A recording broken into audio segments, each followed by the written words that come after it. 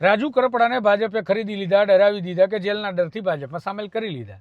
તો સવાલ એ છે કે કોંગ્રેસમાં ભારતીય જનતા પાર્ટીના જે નેતાઓ સામેલ થયા પાલાંબલિયાના ઓપરેશનથી, એ નેતાઓને કોંગ્રેસે શું લાલચ આપ્યો છે, શું ડરાવ્યા હશે, શું બ્લેકમેલ કર્યા હશે, કે શું દબાણ આપ્યું હશે?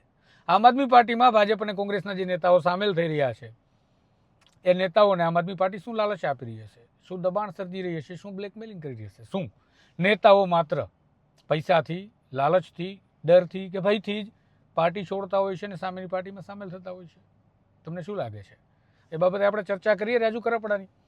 રાજુ કરપડાના મામલે કેટલાક વિશ્લેષણોમાં એવું કહેવામાં આવ્યું કે અમારી પાસે માહિતી એવી છે, અમારા સૂત્રો એવું કહી રહ્યા છે કે રાજુ કરપડા ભારતીય જનતા પાર્ટીમાં ડરના કારણે ગયા છે. તો કેટલાકનું કહેવું છે કે ભારતીય જનતા પાર્ટી એમને મોટા પદની લાલચ આપી છે, એટલે લાલચના કારણે ગયા છે. કોઈનું કહેવું છે કે પરિવારને જેલમાં ન જવું પડે એના ડરથી ગયા છે ભાજપમાં. રાજુ કરપડા જેના ડરથી ભાજપમાં ગયા છે એ રાજુ કરપડા બહુ સ્પષ્ટતાથી કહી શકશે, અને તેઓ અત્યાર સુધી કહી રહ્યા છે કે ભાઈ મેં પાર્ટી આમ આદમી છોડી છે તેની પાછળનું મુખ્ય કારણ છે ગોપાલ ઇટાલિયા દ્વારા મને જે પ્રકારે નીચો કરવાનો પ્રયત્ન કરવામાં આવ્યો હતો, પૂરતું કદ મળે નહીં તેના માટેના પ્રયત્નો થઈ રહ્યા હતા. જેલમાં અમે બંધ હતા. આમ આદમી પાર્ટીએ જે કરવાનું હતું એ ન કર્યું, તેના કારણે ખેડૂતો જેલમાં રહ્યા અને તેના કારણે અમે પાર્ટી છોડી છે. આ વાત થઈ ગઈ રાજુ કરપડાની. હવે વાત કરીએ કોંગ્રેસની, આમ આદમી પાર્ટીની. અત્યારે ચૂંટણીની સિઝન છે. સ્થાનિક સ્વરાજની ચૂંટણીમાં કેટલાય લોકો છે જે ભાજપ છોડી કોંગ્રેસમાં જઈ રહ્યા છે. તાજેતરનું જ ઓપરેશન મોટું પાલાંબલિયાનું છે. એ જ પ્રકારે અમિત ચાવડાએ પણ કેટલાક ભાવનગરથી પણ ભારતીય જનતા પાર્ટીના નેતાઓને કોંગ્રેસમાં સામેલ કર્યા છે. એ જ પ્રકારે આમ આદમી પાર્ટીમાં પણ કોંગ્રેસના અને ભાજપના નેતાઓ ગયા છે અને તેમને હરખભેર આમ આદમી પાર્ટી સામેલ કરી રહી છે. તો શું કોંગ્રેસ અને આમ આદમી પાર્ટી ભાજપના નેતાઓને ખરીદવામાં સફળ થતી હશે, એટલી સક્ષમ છે? એમની પાસે સત્તા નથી તો કયો ડર બતાવતા હશે કે ભારતીય જનતા પાર્ટી જે સક્ષમ ને સત્તામાં છે તેને છોડીને આમ આદમી પાર્ટી કે એ નેતાઓ કોંગ્રેસ જોઈન કરતા હશે? અથવા તો શું બ્લેકમેલ કરતા હશે? આ બધા દરેક રાજકીય પક્ષો બ્લેકમેલ કરે, દરેક નેતાઓ બ્લેકમેલ થાય એવી ઘટનાઓ નથી હોતી.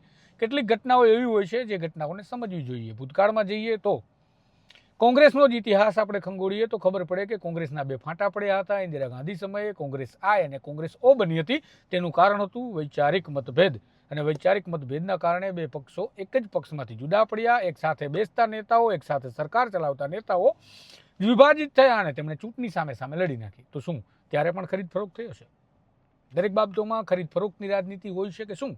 દરેક બાબતમાં ડરાવની રાજનીતિ હોય છે કે શું? અને જો ડર અને ખરીદ ફરોખની રાજનીતિ ખરેખર અસ્તિત્વમાં છે તો પછી સત્તાધારી પક્ષના નેતાઓને વિપક્ષી દળના નેતાઓ ખેંચી જાય છે, તો એમની પાસે એવો કયો પાવર કે કયો ડર બતાવવાની ક્ષમતા હશે, કે કેટલા રૂપિયા આપવાની ક્ષમતા હશે કે તે સત્તાધારી પક્ષના લોકો ખેંચી જાય? અને સત્તાધારી પક્ષ એટલો પાંગડો પણ હોય કે એને પાર્ટીના લોકોને વિપક્ષમાં જવા દે? થોડું શુદ્ધ બુદ્ધિથી વિચારી કમેન્ટમાં જણાવો કે તમને શું લાગે છે આ બધી બાબતોમાં કેટલી સત્યતા હોય છે? ખરેખર બધા જ નેતાઓ વેચાતા, ખરીદાતા હોય છે કે નહીં? કમેન્ટ બોક્સમાં જરૂરથી જણાવશું. ફરી નવા વિડીયો સાથે મળીશું. માટે ચેનલને સબસ્ક્રાઈબ કરવાનું ભૂલતા નહીં. નમસ્કાર.